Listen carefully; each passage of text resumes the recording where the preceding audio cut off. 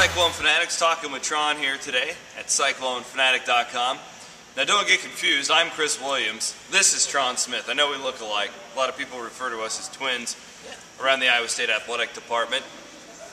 Tron Smith, it's been a couple weeks, my man, but we have breaking news today. This is a big deal. This is huge. This is beyond huge.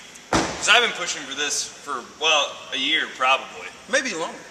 This guy right here, Tron Smith, Wilson Toyota of Ames, #1 salesman, #1 Cyclone commentator in your heart, is on Twitter.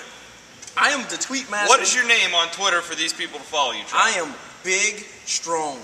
That's B-I-G-G, small s, capital T-R-O-N, small g.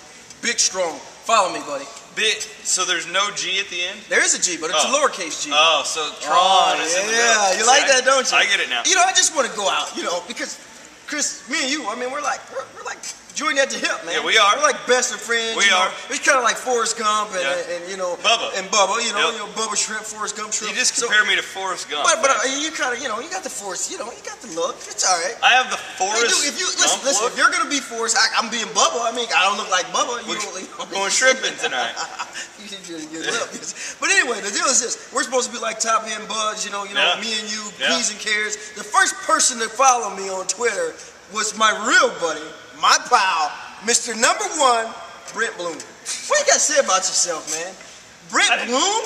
Bloom. Here, the difference between me and Bloom is Bloom's sitting around on his computer or his phone, and he's actively looking for stuff like that. He didn't have anything else to do. I'm a busy man. I'm a busy man. At this point, I'm defending Brent. I'm just saying, man, you be careful what you say about my buddy right now. Hey, Bloom stood up with me in my wedding, all right? Nobody's tighter with Bloom than I am.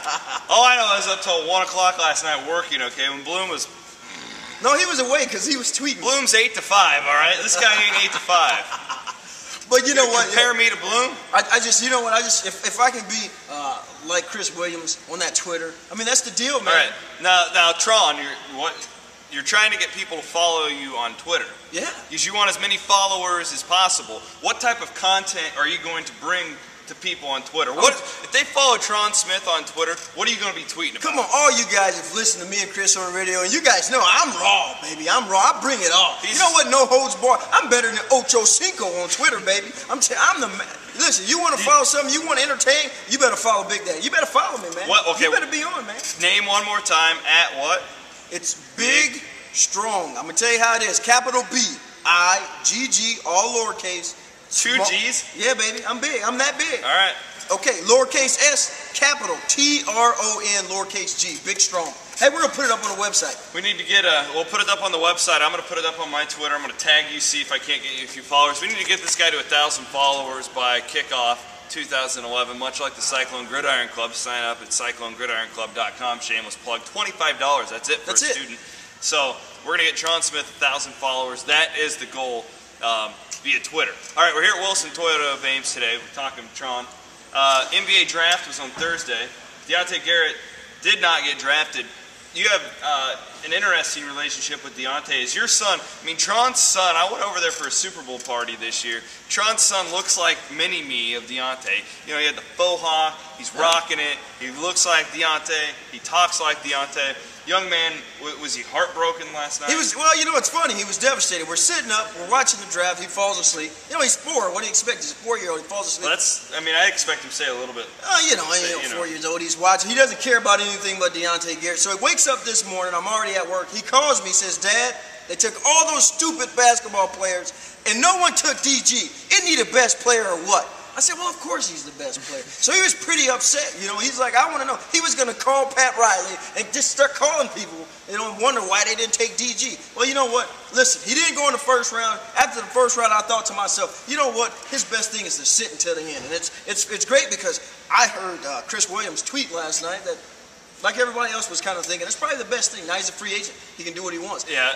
Do we have anything for us? Do we know anything with the thickness, though? I actually talked to Fred Hoiberg, which you can read the report up on the website right now. This was right after the draft, probably around 11 o'clock. He already had guaranteed money offers as a free agent from 4 teams.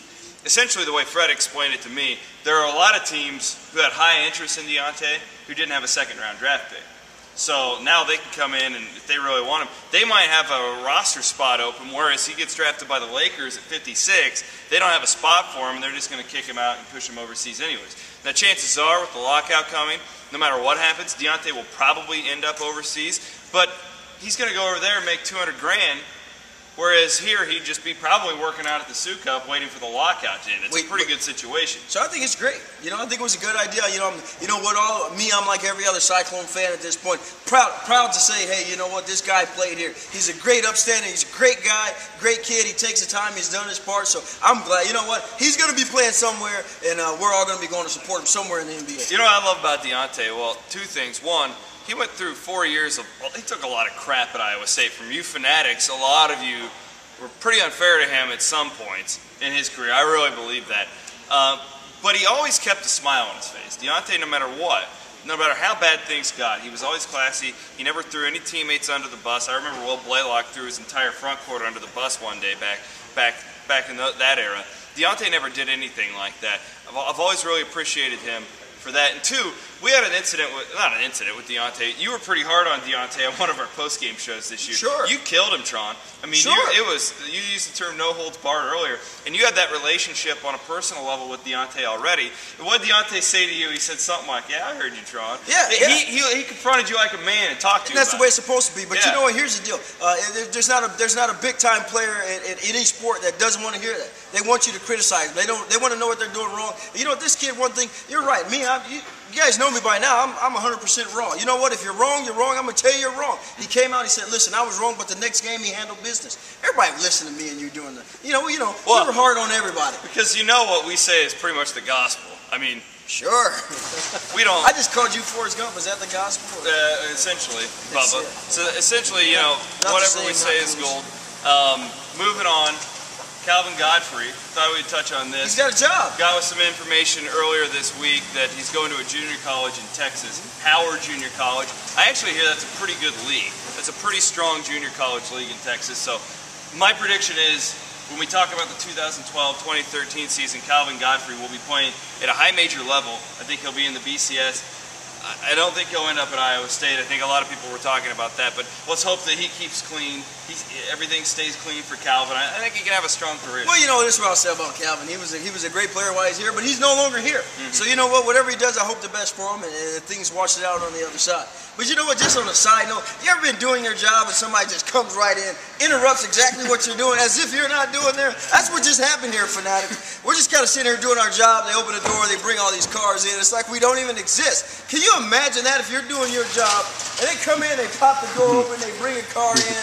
You know, it's like you're not even working here. Dude, we're working here, man. This is a business. See, you know what, guys? I keep it real at all costs. We keep it real, we keep it raw. Here on Talkin with Tron. That, for some reason, that happens. That happens like 2 out of every 3 times we do one of these videos. One of your detailers or whoever those guys are will just open the door and drive a vehicle. Last time the guy drove it right behind the camera. It's unbelievable. You know, everybody thinks you have this nice, lavish setup here.